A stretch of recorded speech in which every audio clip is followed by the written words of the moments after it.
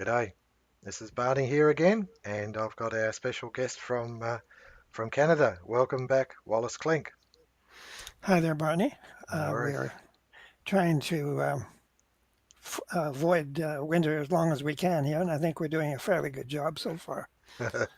That's interesting because where I am, it's actually cool, and we're due for summer. Officially, summer starts in 2 days, and I'm telling you, it's nothing like it. Hmm. Normally spring is a lot warmer, and there are lots of bees and beehives around where I live, and You mean your part of the world is not warming? it is not warming. It is not warming. It's nothing like it. We're actually if you like, I consider that we're moving closer to Tasmanian weather than we are Oh, yeah. to mainland Australia weather. It's certainly different. But okay, all right. I guess I'm aware of it because we've got, as I said, a lot of beehives in the area, and so you can see whether those bees are doing well or not. Right. And at the moment, the bees are not doing well, and even the bird life is a bit strange. We've got a proliferation of rosellas and galahs, mostly is it grass parrots? I think they're called grass parrots, and they're raiding every fruit tree in the neighbourhood. Every fruit tree is just getting hammered by these grass parrots, Mm. and a lot of nets are going up. But there just seems to be an enormous amount. There's an imbalance in what's going on. It's not the Hmm. equilibrium's missing.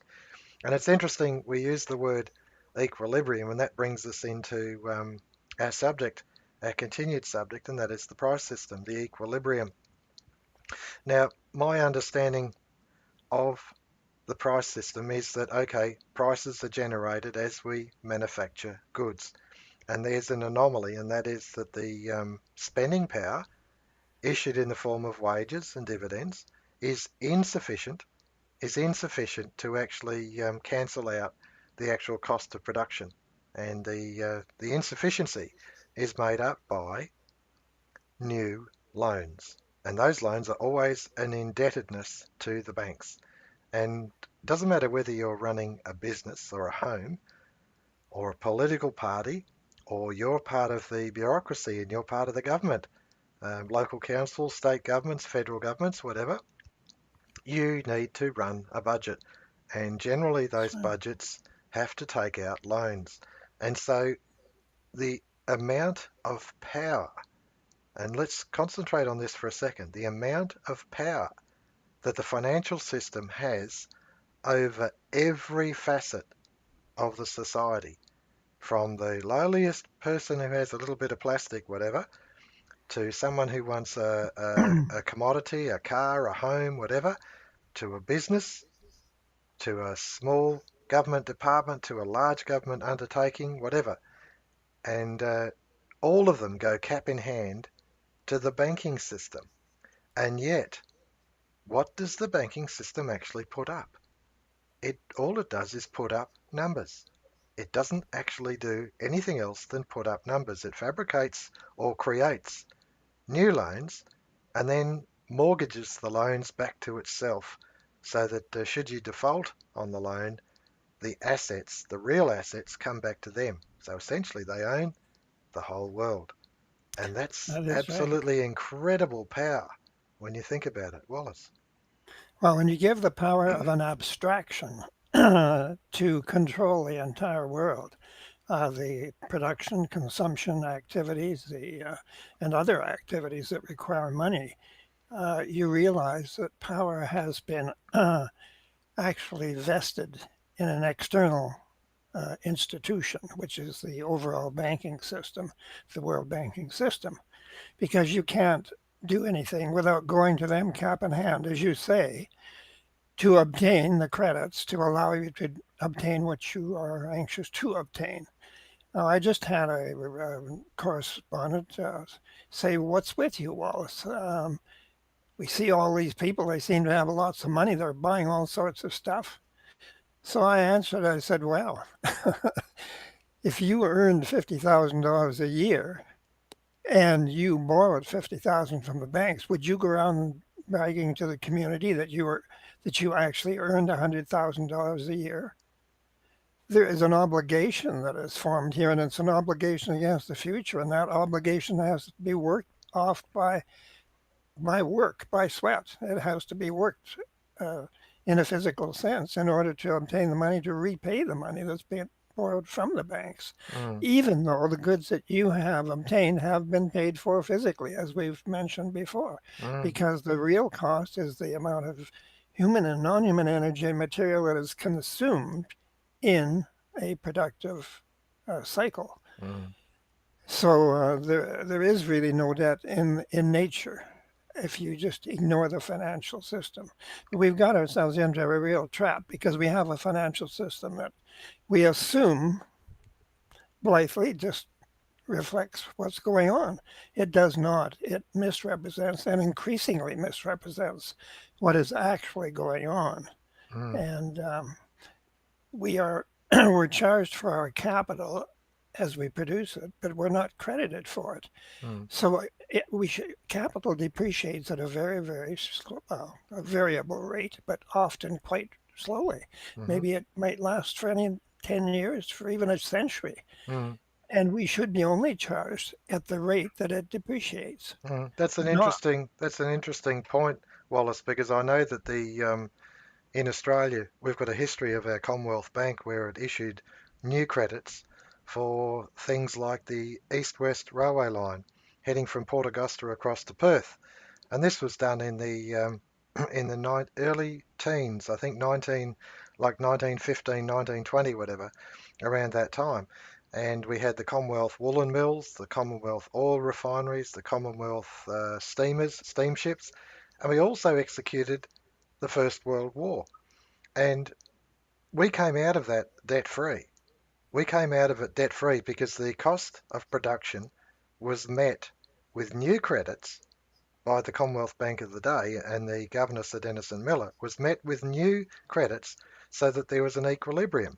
The money was issued in order to be spent, and in the spending of it, the East-West Railway line was built, the steamships, the oil refineries, the woolen mills, and we executed the entire First World War. And that was the purpose of it. There was an equilibrium in the financial system. Now, we look at it and we look at this enormous power of the banks to create money from nothing. And we've had a look at the Bank of England document. It says there quite clearly that every new loan is a creation of new credit. It's an expansion of the money supply. Now, we've got to come back, and I think there's a part here that we're sort of we've got to look at what's actually going on in our communities, because the issue we're talking about here is essentially political. We understand the mathematical failure, that's fine, but the issue is political, and the politics is such that there is no way, Jose, that the central bankers want us to actually come to grips with what's going on and be effective in bringing about a change. And so we've got the mainstream media polarizing whole communities, the left and the right, the male, the female, the children, the adults. It doesn't matter which it doesn't matter which way you look, somehow or other we're being driven into groups, and then, or even religious groups, if you like, and I'll say it, the Christians and the Muslims, all right, even religious groups are driven into groups and turn on each other, and then we're fighting each other, when in actual fact what we should be doing is looking at this anomaly of the price system. Because what you said in the previous discussion was you talked about the actual dividend as being a money vote, where we can vote every single day. And so what it appears to me to do is it appears to actually hand sovereignty back to the individual. Instead of having a centralized bank or a centralized totalitarian society, what it does is it actually decentralizes by bringing the money vote back to the individual. Wallace. That's absolutely true. And of course, if you look at the Communist Manifesto, you'll find that one of their key planks is the centralized control of credit. And that's exactly what we have today. we're organized in a different way. We don't do central planning in the same way, but we are working more and more toward the centralization of power, and wealth and power because of the monopoly that the banking system has on the issue of credit, which we use as money. And it's done in such a way that it is prematurely canceled and is not available to buy the goods that we are currently producing while and of course not it's prematurely canceled and it's not available and the banks then enter the picture and fill the gap or partly fill a gap and don't do it very consistently with new money issued as debt, which is contracted by individuals as consumers and by governments. But you'll see that governments are increasingly, it's an instrument of revolution because governments are increasingly prevailed upon by people who are finding life more and more difficult to meet their financial obligations. Mm-hmm. And they're going to the government for help. So the government itself is going more and more into debt, but that transfers the spending power from the individual to the state. Mm-hmm. And you can see where that's leading. Mm. So that the financial system works in tandem with the revolutionary forces Mm. in centralizing power over the means of production Mm. and over society as a whole. That's a fascinating analysis, Wallace, and it brings me back to a little booklet that we've got, and I'm going to bring it up in a sec. Um, I'll just link across to it, and the booklet is on the ALOR website, and it's to do with the left and the right and the truth, and it's there. It is. It's by Jeffrey Dobbs. I'm just highlighting it there, and it's a really important booklet because what it shows in that is that I'll give you a for instance, and I think it's a very good for instance. Now, the Conservatives are big on inheritance. They're big on inheritance, and if a Mhm. family accumulates assets, they want to be able to hand them to their children. But the fact is that they don't care about anyone else. They just care about their immediate family. The other is you go to the left side of politics, if you like, and they don't want inheritance for anyone at all. And they That's want to right. actually take it. Now, I put it to you that the biggest anomaly we've got, in which it actually undoes the left and it undoes the right, and that is the cultural inheritance. And the cultural inheritance is the technology, the know how, the raw materials, all the infrastructure that has been built up over generations in a community. And with all that know-how, technology, and the raw materials, you have an absolute abundance. We look at as we said the other day, the 4% of the population can produce all of the food needed for the entire country. 4%. And that means that you look at that and you say, well, okay, if 4% can do it, what is the cultural inheritance? Well, the cultural inheritance is all the things that the machines do, that the know-how has done, that the lever of knowledge has got longer and longer and longer. And that cultural inheritance allows us to harvest what is essentially something that belongs to everyone. They have an entitlement to it. The farmer deserves to be paid, absolutely. But the community has a right to that inheritance, and that inheritance should be in the form of a national dividend so that they can actually purchase what the farmer has made. They have sufficient purchasing power issued to them, and they can use it as money votes to firstly buy their food. Wallace Clean. Yes, in conjunction with falling prices, the compensated price, Mm, which is kind of the churchmen long ago were trying to come about with some sort of a concept of a just price. Well, Douglas actually did in the modern context and in a technological context devise a just price, mm, something that eluded the church people because they just didn't have an understanding. They had an idea, an intuition that there was something that should be a just price, but they had no way of really working it out. mm, So anyway, Douglas has brought the concept of the just premium or the just price into the context of the modern industrial, highly capital intensive world where labor is being replaced rapidly by technology. Now, mhm, the conservatives, yes, you're right, they believe in personal inheritance, but they confuse the idea of inheritance with some kind of they think it's some kind of a socialistic concept, which will be, which will cause the centralization of power and the theft of what they consider their rightful uh, wealth.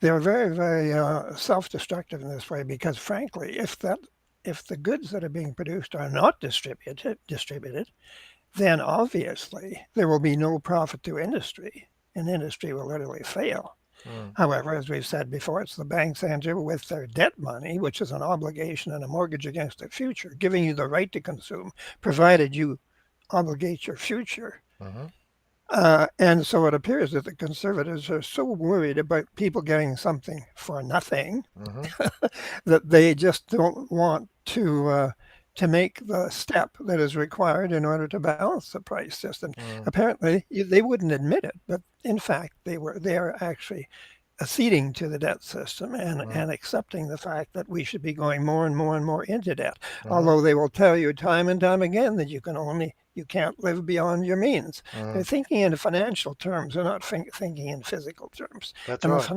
yeah, Mm. Yeah, the finance gives it. the natural world is there for us to see that there's absolutely an abundance of everything. And we look at the productive capacity of China, just as, I mean, China was, 50 years ago was supposedly a backward nation, and now look, it's essentially the production engine of the whole world. And we've lost enormous amounts of industry in Australia, and we were a self-reliant and independent a Mhm. nation. And Well, and when you we speak, yeah, go on. well, when you speak of independence, self-reliant and independent, that is a very desirable thing. We have this idea that has been bandied around that we live by our exports. Well, I think if you think about that, that's insane. We live by our exports? No, we live by what we produce and what we use. Hmm. And if we're trying to export more than we import, we are actually losing real wealth. That's right. Yeah, we're It would, losing physical wealth. It's going overseas instead of being there for us to enjoy.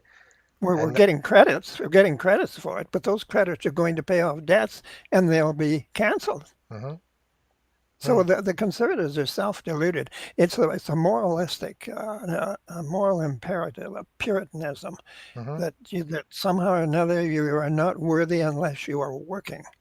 But And work, isn't that Puritan work ethic? Isn't that consistent with the conservative and the communist alike? of course, it is. Yeah. They actually are motivated by the same moral imperative. Mm, It's just that the conservative feels that you must work your way independently and that there is no social inheritance, whereas the communists of the left want to literally take away the means of production and vest it in the hands of the state, hmm which has been proven very, very conclusively to be a disastrous approach to mm, things because you cannot have. I talked to a former um, director of centralized planning in Czechoslovakia. And he gave a lecture on central planning. And he all of a sudden he turned to the class and he said, "You see, it's impossible." mm, I went up to him afterwards and I said, "Professor, so and so," I said, "don't you think it is the ultimate conceit to imagine that people could sit on top of the mountain, a little group on the top of a mountain could plan what everyone else should produce and consume?" And mm, he looked at me, he said, "Yes, when you think about it, it is." And of mm, course, you get mm, the results, Well, that kind of we thing. see the results. That's right, because we see it where countries can't feed themselves, like Venezuela, Mhm. and the Ukraine was starved, and I mean the genocide that's been committed by different centralized totalitarian governments. It's madness. And the fact is that if you've got a philosophy that says that someone needs to be in charge of someone else, and that's someone who's in charge, is the only one who has the virtue, if you like, to know the whole truth. I mean, The vote, that's yes, the yeah, virtue that's and the knowledge, and of yeah, course, what they're doing, mm, they're actually denying, rejecting the whole concept of certainly divinity or divine truth, and they're actually rejecting the whole concept of natural law, yeah, and that's one of the reasons they're trying to attack our system is because it's been built up with the concept of natural law hmm as a central concept, okay, and central theme, yeah, but that is something that interferes with the planner's hmm power. mm, If he has to acknowledge that there is natural law, then that takes away from his power, hmm his and claim to. that's right. Now, I just want to, because we're looking at the time, I just want Mhm. to bring in the equation of this conflict between the left and the right, and essentially this drive to balance payments for nations. Now, we can see the left and the right to the point of beating themselves to death in America, and it's surfacing more and more in Australia. I'm sure it's the same in Canada.